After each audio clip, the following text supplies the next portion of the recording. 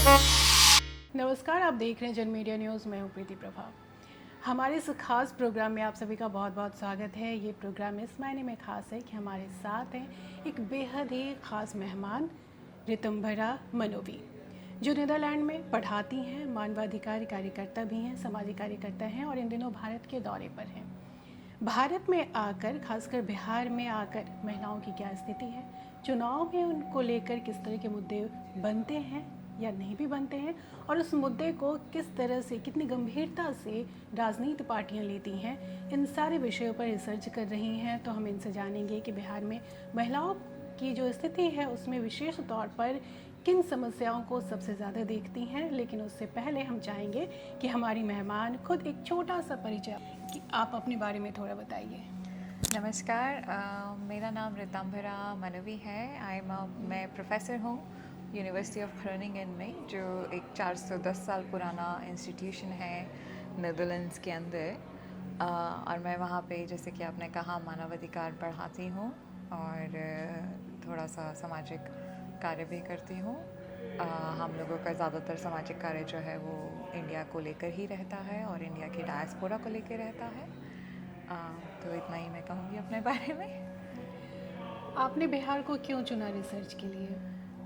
तो देखिए, बिहार जो है वो एक तरह से हमारा सिविलाइजेशन का, अ, मानव जितनी हमारी जनसंख्या है, जो हम हैं, उसका एक सबसे प्राचीनतम गढ़ है।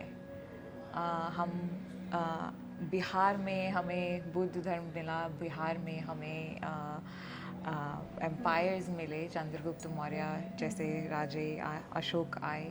तो बिहार की जो हिस्ट्री है वो बहुत ही दिलचस्प है और बिहार हमारे देश का सबसे पिछड़ा हुआ स्टेट भी माना जाता है। ये कहा जाता है कि बिहार की जो पर कैपिटा इनकम है वो पूरे हिंदुस्तान में सबसे कम है। तो ये जो पैराडॉक्सेस हैं कंट्री के, एक तरफ से इतनी प्राचीन हिस्ट्री और दूसरी तरफ से इतनी गरीबी, इस पैराडॉक्स में बहुत इंटरेस्टिंग चीज़ें दिख सकती हैं, बहुत दिलचस्प चीज़ें दिख सकती हैं। और इस पैराडॉक्स को समझने के लिए ही मैं बिहार आई हूँ। तो बिहार में अब तक कितने जिलों का भ्रमण आप कर चुकी हैं? अब तक मैं मीठापुर, मुजफ्फरनगर, पूर्णिया में कई गांव, कठरिया, सिवान, कटिहार। कटिहार, हाँ। कटिहार, सिवान और गया जा चुकी हूँ। पटना के पास भी कई गांवों में गई। तो देखा जाए आप तो चंपारण भी गए थे, मोतिहारी? हाँ, चंपारण भी गई, मोतिहारी गई। तो देखा जाए तो चंपारण, सिवान, पूर्णिया, पटना और मतलब गया। दर्जनों गांव का आप भ्रमण हाँ, कर चुकी हैं। 5 डिस्ट्रिक्ट्स में कई गांव मैं जा चुकी हूँ। तो किस तरह की समस्याएं सबसे ज़्यादा आपको दिखी महिलाओं के बीच में? तो जैसे कि जाने की श्रृंखला शुरू हुई तो हम लोगों ने डिसाइड किया था कि अधिकतर महिलाओं से ही बात करेंगे। और हर जिस गांव में मैं गई, उस गांव में मुझे ये सबसे बड़ा नज़र आया कि महिलाएं बहुत ही कर्ज में डूबी हुई हैं। एक महिला जिसके पास में ना ज़मीन है, ना कोई जायदाद है, ना ही कोई आमदनी का साधन है, वो 2-3 लाख कर्ज के अंदर डूबी हुई है। जी। और इस कर्ज को चुकाने का उसके पास में कोई साधन नहीं है। तो ये बहुत असमंजस की बात मुझे लगी, क्योंकि कर्ज को चुकाने के लिए भी वो दोबारा से कर्ज लेती है और फिर वो और कर्ज में डूब जाती है। तो ये सबसे बड़ा समस्या मुझे महिलाओं का दिखाई दिया बिहार में। माइक्रो फाइनेंस के ज़रिए वो लोन लेती हैं और एक लोन को चुकाने के लिए दूसरे लोन में हाँ, फिर से वो उनको हाँ, लेना पड़ता है, यानी कर्ज के जाल में वो फंसती चली जाती हैं। ये हाँ, समस्या सबसे बड़ी आपको दिखी। हाँ। तो ये समस्या किस तबके की महिलाओं में आपको सबसे ज़्यादा दिखी? तो अब जैसे कि मैं दलित गाँवों में गई, महादलित गाँवों में भी गई, और पटना के अर्बन स्लम्स में भी गई, अर्बन क्षेत्रों में भी गई। तो मैं ये कहूँगी कि ये एक्चुअली समस्या सब जगह है। सिर्फ 2 गांव थे महादलितों के जहाँ पे पानी तक नहीं था, पानी की लाइन तक नहीं थी। उनको छोड़ के हर गांव में माइक्रो फाइनेंस का प्रॉब्लम था।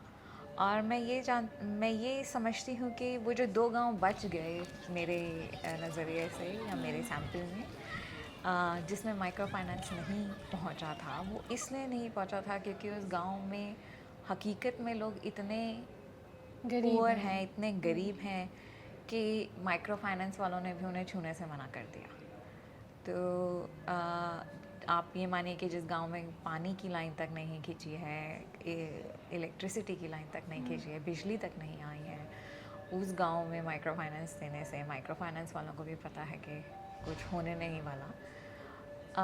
तो मुझे लगता है अधिकतर ये पूरे बिहार की प्रॉब्लम है, अनलेस जब तक कि आप इस स्थिति में ना पहुंच जाएं कि आपके पास में कुछ भी नहीं है, तो शायद ये आपकी प्रॉब्लम नहीं हो सकती। बट हर तबके की महिला मुझे माइक्रो फाइनेंस से जूझती हुई नज़र आई। आपने कानून की भी पढ़ाई की है और आप पढ़ा भी रही हैं इसी विषय में, तो आपको क्या लगता है कि इससे उभरने के लिए बिहार सरकार को क्या करने की ज़रूरत है? तो मैंने थोड़ा सा स्टडी किया कि बिहार में माइक्रो फाइनेंस इतना क्यों फैला हुआ है। थोड़ा कानूनी नज़र से स्टडी किया और मैंने देखा कि बिहार में 1974 के अंदर एक बिहार एक्ट आया था गवर्नमेंट का, जिसके अंदर मनी लेंडर्स को कंट्रोल करने की बात हुई थी। और मनी लेंडिंग को कंट्रोल इस तरह से करने की बात हुई थी कि कोई भी मनी लेंडर 12% ब्याज के ऊपर मनी नहीं लैंड कर सकता है, और वो भी एक सिंपल इंटरेस्ट होगा। दैट मीन्स कि पूरा जितना आपका लोन है उसके ऊपर 12% ब्याज लग जाएगा। ऐसा नहीं कि हर महीने 12% लग रहा है, कंपाउंड हो रहा है। तो ये मनी लेंडिंग एक्ट अगर लागू होगा बिहार के अंदर, तो काफ़ी हद तक ये समस्या सुधर सकती है। अभी फ़िलहाल जो मुझे लग रहा है कि ये मनी लेंडिंग एक्ट जो है ये लागू नहीं हो रहा है। बिहार स्टेट का अपना जो एक्ट है, जो माइक्रो फाइनेंस की कंपनियां हैं वो अधिकतर आरबीआई की गाइडलाइंस को लेके चल रही हैं, रिज़र्व बैंक ऑफ इंडिया की गाइडलाइंस को लेके चल रही हैं, और उसमें भी वो पूरी तरह से कार्य नहीं कर रही हैं। जैसे कि रिज़र्व बैंक ऑफ इंडिया की गाइडलाइन तो ये कहती है कि आप सर्वे कीजिए हर घर का और आय देखिए लोन देने से पहले। तो अगर आपकी आय किसी परिवार की जैसे मान लीजिए 1000 है, 1000 रुपये महीना है या 12,000 सालाना आय है, तो आप उनको 6000 से ज़्यादा लोन नहीं दे सकते हैं। मतलब वो 500, मतलब किश्ती वो एक साल के अंदर 500 से ऊपर 500 पर महीने से ऊपर नहीं भरेंगे। ये आरबीआई की एक तरह से गाइडलाइन है। बट ये गाइडलाइन बिल्कुल इसका उल्लंघन हो रहा है पूरी तरह से। बिहार एक्ट का उल्लंघन इस तरह से हो रहा है कि मैंने जिन महिलाओं से बात करी और उनके कागज़ देखे, लोन की पत्रिकाएं देखी, तो उसमें मैंने जब कैलकुलेट किया तो पता चला कि ये तो 25%, 35% लोन दे रही हैं। यहाँ तक कि ये इंश्योरेंस का भी पैसा अलग से दे रही हैं, क्योंकि जैसे कुछ कंपनियाँ लोन सिक्योर करने के लिए इंश्योरेंस कर देती हैं कि अगर लेंडर पैसे वापस नहीं कर पाया तो हम इंश्योरेंस कंपनी से ले लेंगे। तो ये इंश्योरेंस की फ़ीस भी भर रही हैं, लोन भी भर रही हैं, और अमूमन इनका जो इंटरेस्ट रेट जो बढ़ जा रहा है वो 25 से 30% के बीच में बढ़ जा रहा है हर एक ब्याज का। हाँ, हमने भी इस पर रिसर्च किया है। हमने तो देखा है कि 40% तक लिए जा रहे हैं। मैं बिल्कुल तो ज़्यादातर गरीब परिवार की महिलाएं होती हैं, पढ़ी लिखी नहीं होती हैं, उनको पता नहीं होता और वो पेपर में देख भी नहीं पाती कि वो इंश्योरेंस का भी पैसा भर रही हैं। हाँ, तो मैं इस बात से काफ़ी सहमत हूँ, क्योंकि ये बात मैंने भी जब महिलाओं से बात करी तो उभर कर आई कि इनको नहीं पता है कि इन्होंने इंश्योरेंस का पैसा दिया है, इनको नहीं पता है कि ये जो उनको दूसरा किश्ती बोलते हैं, जैसे यहाँ पे दूसरी लोन मिली है, वो इनको और ब्याज में डुबो रही है। हालांकि जो ये कंपनियां हैं ये भी बहुत स्मार्ट हैं, क्योंकि ये हर किश्ती को ऐसे लिख के दे देते हैं पासबुक में कि इस महीने तुम्हें इतना भरना है, इस महीने इतना, इस महीने इतना। वो आपने लिख के दे दी अपने कस्टमर को, सामने जिस औरत ने आपसे लोन ली है उसको, बट उसमें ये बात क्लियर नहीं है ना उस औरत को कि आपने कितना % इंटरेस्ट इसमें लगाया है। तो जब वो ब्याज की बात क्लियरली आपने नहीं बताई है, आपने तो सिर्फ उसको ये आइडिया दे दिया है कि टोटल तुझे कितना पे करना है, एक महीने के अंदर कितना देना है। तो इस बात को मतलब आप ये भी कह सकते हैं कि हाँ माइक्रो फाइनेंस कंपनीज बता रही हैं, बट मैं ये मानूंगी कि वो पूरे बात खुल के नहीं बता रही हैं। तो ये एक तरह का धोखा दिया जा रहा धोखा है। है, या एक तरह का धोखा है, लेकिन मैनिपुलेशन अभी है। चुनाव का समय है, ये समस्या बहुत बड़ी समस्या है और महिलाओं का डिमांड है कि सरकार उनका कर्ज माफ़ करे। उनका जो उन्होंने जो लोन लिया है उनके ऊपर जो इतना किस्त उनको भरना पड़ रहा है, इससे वो काफ़ी परेशान है। और महिला संगठनों की भी ये आवाज़ है कि महिलाओं का लोन माफ़ होना चाहिए। तो आपको क्या लगता है कि सरकार लोन को माफ़ कर पाएगी, जहाँ 60,000 करोड़ रुपया सिर्फ बिहार में लोन लिया गया है, जो कि पूरे देश का एजुकेशन बजट है उसका आधा है? सरकार ये कोई किसी की भी सरकार बने, क्या वो माफ़ कर सकती है? तो ऐसा है कि जब सरकार के ऊपर बात आती है कि कुछ माफ़ कर दो, तो हमने देखा है अधिकतर सरकारें माफ़ कर सकती हैं, ऐसी बात नहीं है।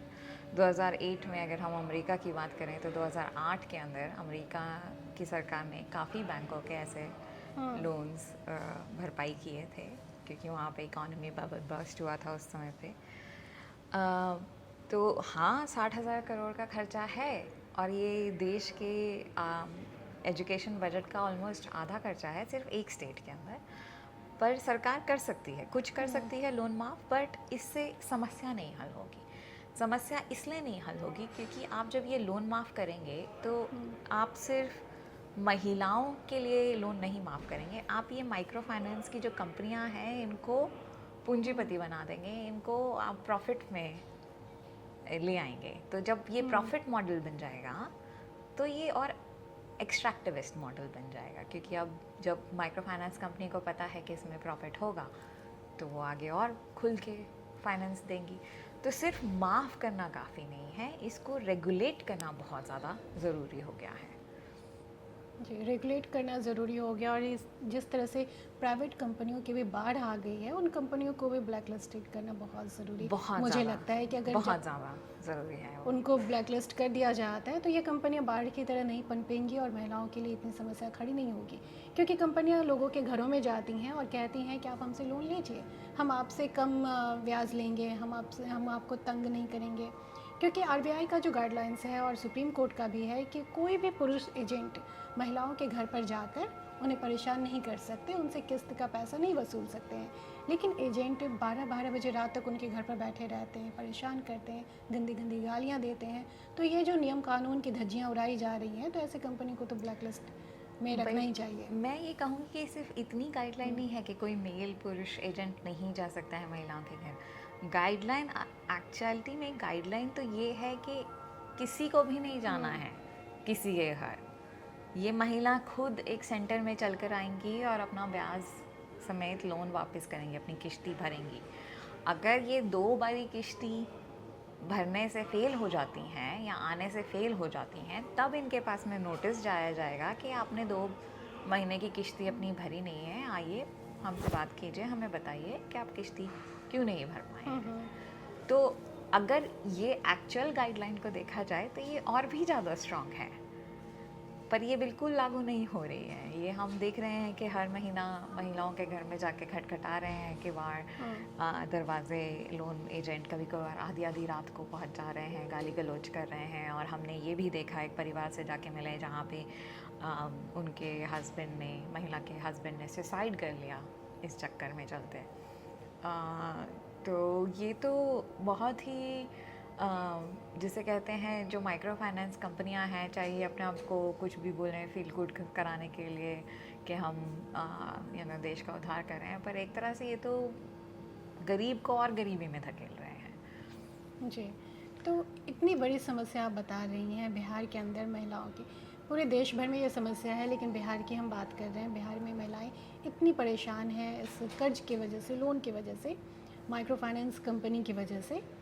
तो क्या आपको ये चुनावी मुद्दा बनता दिख रहा है? बिल्कुल, मेरे हिसाब से ये बहुत बड़ा चुनावी मुद्दा होना चाहिए। मैं थोड़ा इस विषय में भी बोलना चाहूँगी कि क्यों माइक्रो फाइनेंस इतना प्रॉब्लमैटिक है बिहार की महिलाओं के लिए। और उसमें सबसे बड़ी बात, और ये सारे चुनावी मुद्दे होने चाहिए एक्चुअली में, सबसे बड़ी बात यह है कि बिहार की महिला के पास में कोई कॉटेज इंडस्ट्री नहीं है। ठीक है, जब इनके पास में कोई कॉटेज इंडस्ट्री नहीं है, कोई मार्केट का साधन नहीं है, तो ये व्यापार कैसे करें? आपने बकरी पाल ली, आपने भैंस पाल ली, अब वो बकरी और भैंस का दूध आप कहाँ बेचें?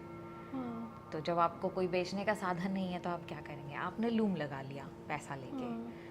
खैर, पहली बात तो ये है कि 50,000 के लोन में कोई लूम आजकल लगता नहीं है, पर अगर आप ये मान भी चलें कि 50,000 में 10 महिला ने मिल के लोन लिया और लूम लगा लिया, पर वो लूम से आपने कपड़ा बनाया हैंडलूम का, वो आप बेचेंगे कहाँ?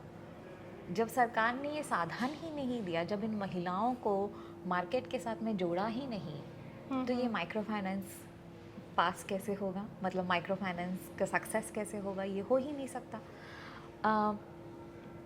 तो अधिकतर जो महिलाएं मैं देख रही हूँ, और अधिकतर माइक्रो फाइनेंस कंपनी इनफैक्ट जो मैं देख रही हूँ, वो क्या कर रही हैं कि वो महिलाओं को कंजम्पशन लोन दे रही हैं।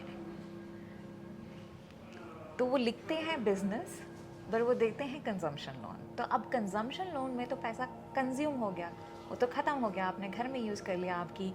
और ये भी बिहार का बहुत बड़ा मुद्दा है कि यहाँ पे जैसे दहेज प्रथा बहुत फैली हुई है बिहार के अंदर, दहेज लड़की का बहुत बड़ा हो जाता है।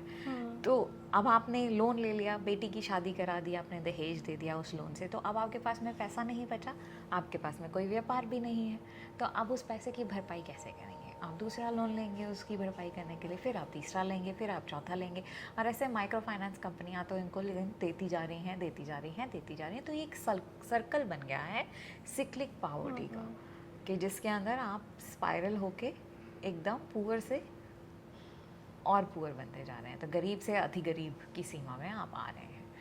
तो ये मैं देख रही हूँ मुद्दा अधिकतर बिहार का, और ये बिल्कुल चुनाव का मुद्दा होना चाहिए, और जो भी सरकार आती है उसको इस मुद्दे पे ज़रूर से काम करने की ज़रूरत है। आप कह रही कि मुद्दा बनना चाहिए, लेकिन इलेक्शन का टाइम है, आपको क्या ये मुद्दा बनता नज़र आ रहा है?